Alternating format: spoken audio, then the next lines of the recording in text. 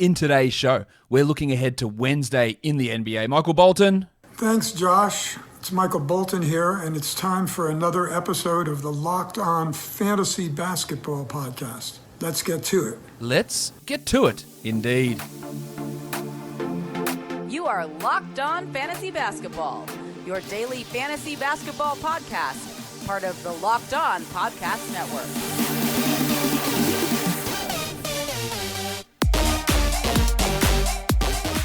Hello and welcome to the Locked On Fantasy Basketball Podcast, brought to you by Basketball Monster. My name is Josh Lloyd and I am the lead fantasy analyst at basketballmonster.com and at Yahoo Sports Australia. And you can find me on Twitter as always at redrock_Beeble and on Instagram at Locked On Fantasy Basketball. Today, we are looking at Wednesday's game, so let's look at them right now. First game up, the Blazers and the Pistons. Let's pay a little bit of attention to Jusuf Nurkic, whose per-minute numbers in his 2 games back from his wrist/calf injury have been pretty good.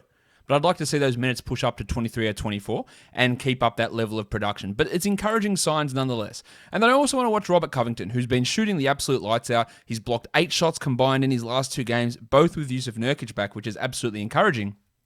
Is that real? Absolutely not, because nobody blocks 4 shots a game unless their name is Miles Turner, and Robert Covington's name is not Miles Turner. So let's see what his blocks look like in this one next to Nurkic. Well, for the Pistons, Dennis Smith Jr. is out again. Looks like the Duke Wayne Ellington won't play, so Saben Lee is probably going to be the starter at point guard. He's putting up some okay numbers. He's at least worth a stream, although that is harder to do with 10 games on. And then we're also looking at MC Hamidou Diallo. Stop. Hammer time. Who was really impressive in his second game for the Pistons. Don't know whether he starts in place of Ellington or not. They could go with the horrendous decision and start Rodney Magruder there. They could put Josh Jackson back in, although he was completely out of the rotation last game.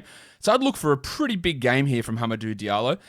And let's see what he can do. Can he bring that shooting percentage and shooting efficiency that he did in his second game? I'm not so convinced, but I'd like to see what he can do. Next game, the Heat and the Pacers. Trevor Ariza, pretty disappointing last time. Can he hit some shots? Will he remain the starter? I imagine so. Can he have fringe 12-team league value? Probably not, but it's probably more of a 14-team league scenario. But he only played 23 minutes last game, and I think he was 1 of 7 from the field. Pretty disappointing. While Nemanja Bjelica made his Miami Heat debut, he played only 5 minutes. I'd like to see a larger role there. Or if they decide they're keeping him in that very, very small role, that's going to be indicative of what you do with him in deeper leagues there too. So his first game didn't really tell us a huge amount, Bjelica. Let's see where he sits in this one. Let's see how he looks. I do not think that he's anything more, at very best, as a 12-team streamer, but could very easily be wrong on that. For the Pacers, Timothy John McConnell. Minutes are remaining low in the 21 to 23 type range. Production's still high. Big assist rate, very good steal numbers. Let's see if those two things continue, the low minutes and the high assists and steals, which provides value in those 12-team formats. But if we start to see the assists and steals drop off and the minutes remain low, then it does become more of a problem for him. And then Caris LeVert, I just want to pay a little bit more attention to him. He has been relatively rough most games with his shooting numbers, and that's a pretty standard thing from LeVert throughout his career in Brooklyn and now in Indiana, that he does have rough nights from the line, from 3 and from 2-point range, and we saw that happen in this one here. So let's hope that we can get a little bit extra from Caris LeVert in this game and get some of that shooting percentage fixed up. Next game we look at is the Rockets and the Nets. Kevin Porter Jr. was pretty disappointing last game. Still trying to find his groove next to John Wall, but encouragingly, he played 36 minutes in that one next to John Wall. That's an encouraging sign. Do not drop him. He's a must-roster player, but let's hope he can find some of that synergy next to Wall. While Kelly Olynyk, now what his role is going to be is really intriguing because he has been absolutely massive in the last 2 games with the crucifix Christian Wood out. Now, Wood is likely to return in this game, so where do they place Olynyk? Now, he obviously won't start at center over Wood, but could they start him next to Wood ahead of Jayshawn Tate? Could they move Tate to the 3 and bring Daniel House off the bench? Could they just play Olynyk as the backup 4-5 and really eliminate Kenyon Martin's role? If Olynyk can get 27 minutes in this game, then he does remain a 12-team league guy. For the Nets, let's watch Jeff Green, who put up some pretty good numbers in the last one, but I find it a little bit hard to trust his value. There is no LaMarcus Aldridge in this one yet, but he'll be returning soon, or making his Brooklyn debut soon. Green is more just that streamer guy. While they did start Bruce Brown over Jeff Green in the last game, very interesting to see if Brown can... I'm not that interested because he won't, because the Aldridge will come in and take minutes and pushing guys down. Durant will return and reduce what Brown's role is. But let's see, is he that 14-minute-a-night guy, or can he be a 25-minute-a-night guy? Can he maintain that really high field goal percentage and be a steals-type streamer? Next up, we want to look at the Mavs and the Celtics. I'm pretty much out on Josh Richardson as a 12-team league guy, and I think if there is hot free agents out there, Moses Brown, Nerlens Noel, for some reason, the Rock DJ, or for God's sake, Tyrese Halliburton, you drop Richardson every day of the week to get those guys in. He can be rostered for sure, but let's see if he can actually start to string together a couple of good ones. I'm not convinced. And Timmy Hardaway's been doing the opposite, playing limited minutes, but stringing together a really good run of scoring. Now, he's not doing too much else, and he can be really inefficient, but those scoring numbers, the points and the threes from Hardaway, can have some use as a streaming option. For the Celtics, Evan Fournier was dreadful in his first game, 0 of 10 from the field, and I think a lot of people mentioned how shit he was without realizing he did have 2 steals and 2 blocks. Now, of course, both of those things aren't real. He's not going to be a 0% shooter. He's also not going to be a 2 steals and 2 blocks guy. Let's see how it looks, what his minutes look like with Jaylen Brown, when Jaylen Brown is back, and let's see if Fournier can hit some shots and not force things as much as he did in his Celtics debut, because that was obviously a problem for him, just trying to get those shots up, being really aggressive, but unfortunately, absolutely none of them went in, and it's a bit unfair to judge his new team and new career in Boston based on one game. It's like, oh, he's trash now. He was 0 of 10 from the field. I don't think that's really fair or useful at all. Also want to watch Marcus Smart, who I think's been playing quite well at the moment. They're going to have a full roster now, so what's Smart's role? Does he lose minutes to Fournier? Where does he fit in? We also might have Romeo Langford returning or actually making his season debut. Now, I don't know whether Langford can even get into the rotation with the arrival of Fournier onto this team. Does he take Pritchard's role? I wouldn't have thought so, but I guess that's a potential scenario over there as well. Let's go on to the next one. We're looking at the Raptors and the Thunder. What the hell do we do with Chris Boucher? Again, this will be another data point. Now, if he comes out and plays 27 minutes and has 18 and 12 with 4 blocks, then you're going to be like, yeah, I've got to hold him. If he plays 16 minutes and has 10 and 2 with hits a 3, you're going to be like, maybe I do need to drop. And this is a good opportunity. Look, Moses Brown's not overpowering anyone. Alexei Pokusevski's not overpowering anyone. Isaiah Roby is not overpowering anyone. So if Boucher can't get 25 plus in this one, then we have some significant concerns for where his future lies. Gary Trent Jr., I think, is I view him more of like a Tim Hardaway, a points and 3 streamer rather than a must-roster guy, but they're starting him, playing him a shit ton of minutes, and through volume alone, maybe he can provide value. And even last game, he did have some nice steals and assists. I don't really believe that that's going to continue for Gaza, but let's see how he looks here. Well, for the Thunder, of course, there's no Baisley, there's no Dort, but Isaiah Roby has been putting up big numbers. He's going to get a really strong role. I like him as a 12-team league guy. Let's watch what he can do. And also Ty Jerome, who got more minutes than the Salt Flake Theo Maledon last game. And he's flirting with being a 12-team league pickup. He isn't, but he's flirting with it. He's getting close to it. He's an add in 16s and probably 14-team leagues at this point.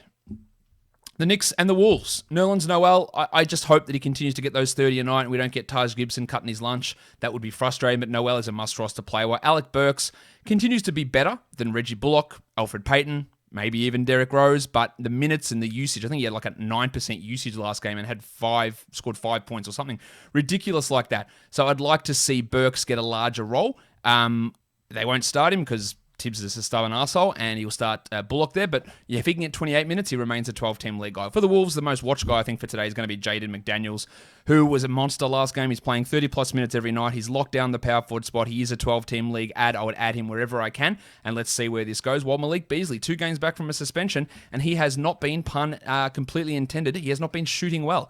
Beasley has really struggled, lost some usage as well to Goose, Anthony Edwards.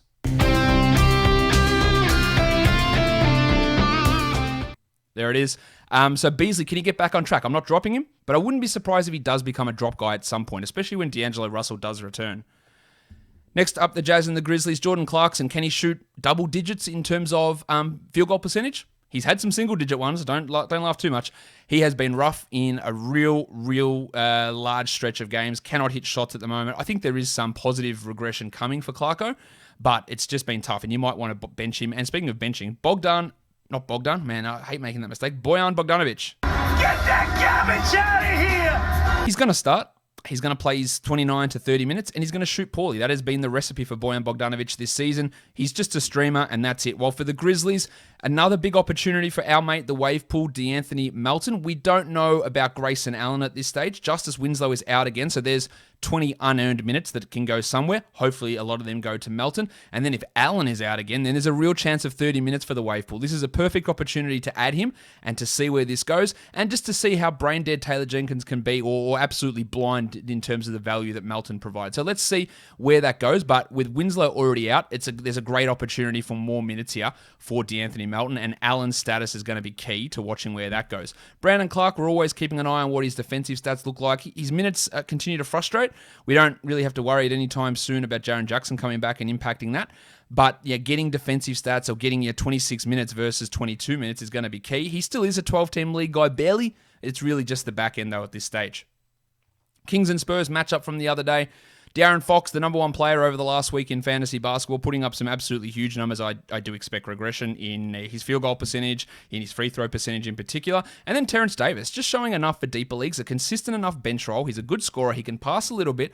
He's an alleged shit bloke as well. But let's see what he can do in terms of carving out that consistent role, which he couldn't get in Toronto. Well, for the Spurs, we want to talk about guys that we can probably drop. Get that garbage out of here! Keldon Johnson. Now, every time that I've said he's a drop, he's come out with a 20-20 game, and I said he was a drop after the last game, so watch for a big one here from Keldon, or watch for another 6-3 game in 26 minutes just to completely piss you off. And it looks like it'll be the debut of Gorgie Dieng, who will likely come in, be the backup center behind Jakob Poeltl. I doubt that Jakob Poeltl only plays 24 minutes so that Dieng can play 24, and I doubt they play too much of Dieng at the 4. But he's a guy that if he got 22 minutes, and he did share the court a little bit with Poeltl, 24 minutes for Dieng, if that happened, it's a stretch. But if it happens, he'd be on the 12-team back-end radar and definitely on the 14-team league radar. Next up, we look at the Bucks and the Lakers. Will Jeff Teague make his debut? And if he does, what does that mean for Bryn Forbes? And what does it mean for the big ragu Dante DiVincenzo? Teague has been dreadful this season, although he is shooting 46% on threes, I think on 50 attempts. So it's obviously not much in terms of sample size. But where he fits in the rotation will be key. Portis and Tucker are out again, so we're going to get 30 minutes for Pat Connaughton. So for deeper leagues looking to stream in, Connaughton's available in a lot of different spots, and 30 minutes for Pat Connaughton, it can be useful enough. While for the Lakers, I said Jaden McDaniels is the one to watch. This is the one to watch. Andre Drummond, going to make his Lakers debut. He's going to start. Now, how do they do it? Do they play all three centers? How many minutes does Drummond play? Does he play 30 minutes and Harrell plays 18 and Gasol doesn't play? Do they play 24 apiece and Gasol doesn't play? Do they play 20 minutes each and Gasol plays 10 minutes? There's so many questions about how that all works. And then what does it do to Kyle Kuzma? If they do decide at all to play Gasol and Harrell together, which sounds absolutely horrendous, it's going to have an impact on Kuzma. And Drummond, we know he's just going to steal rebounds off everybody. And Kuzma's had a few double-doubles lately. So I'd expect some of his rebounding and fantasy value to go down, although I still think he remains a 12-team league guy. Bulls and Suns, Larry Markkinen came off the bench last game. I think he's a drop. He wasn't playing well anyway, and now you're getting 6 field minutes per game. You can move on there. I'd like to see how it looks in this one before I make a definitive decision on, but I reckon he is a drop. Well, Patty Williams, the Mr. Good Game, Mr. Bad Game, that's exactly who he is. So is he one of these as well? Sometimes maybe good, sometimes maybe shit. Sure feels like it. I wouldn't want to trust him in any fantasy setting. Well, for the Suns, Torrey Craig getting a pretty significant role. And with Abdul Nadir out again, deeper leagues, you're going to want to pay some sort of information, some sort of attention to Torrey Craig. Not in any 12s or 14-team leagues, but other ones for sure. Well, let's also watch Chris Paul, because he's had a couple of down games lately, but after a slow start, roared back with some strong performances. But let's just watch him because he's fun to watch. Also, he's going up against the Bulls, so it should be a good opportunity for some big numbers. Let's look at some stream options here. These are guys who are rostered in under 50% using our advanced metric. Jaden McDaniels, Nick Claxton, still a streamer with Aldridge out, Taylor Horton-Tucker, Ty Jerome, and Pat Mills. And then if we go to points leagues, we're looking at Teo Maledon, Alexei Pokusevski, The Wild Thing, Jay Sean Tate, Nick Claxton, and MC Hamadou Diallo. Guys, that'll do it for me today. Don't forget to subscribe. Apple Podcasts, Google Podcasts, Stitcher, Spotify, and on YouTube. Guys, we are done here. Thank you so much for listening, everyone. See ya.